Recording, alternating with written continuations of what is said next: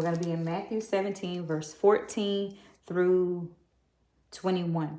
And so this particular portion of the verse is talking about you operating in this actual gift of the increased level of faith, the size of a mustard seed. And it is titled, A Boy is Healed. And it reads, and when they had come to the multitude, a man came to him, kneeling down to him and saying,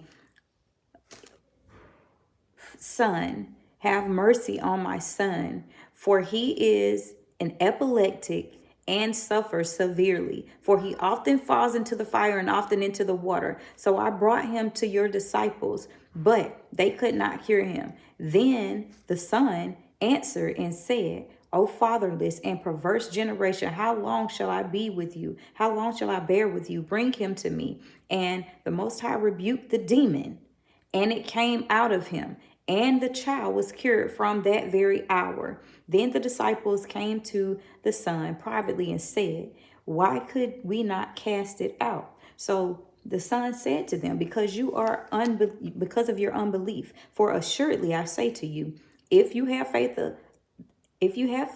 as a mustard seed, you will say to this mountain, move from here to there, and it will move, and nothing will be impossible for you. However, this kind does not go out except by prayer and fasting. So when you pray, your ability to understand what you're up against, you understand that even in operating from your spiritual standpoint of having a multitude of faith, sometimes it requires you to fast and pray through that measure of having that level of faith.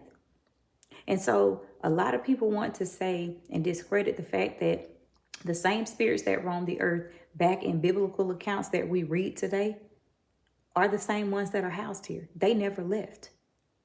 And so it's giving you the instruction, because many of you guys are struggling with health ailments. A lot of you are struggling with all types of addictions and tendencies that are taking over you spiritually speaking, because it is a spiritual thing. This is not something that just kind of just crept up out of the woodworks. No, there was strong drink. There were alcoholics back in the scriptural accounts. There were drug addicts back in the scriptural accounts. There were prostitutes back in the scriptural accounts. There were people that were abandoning their loved ones in scriptural accounts, leaving their children to be orphans, or just just killing and murdering.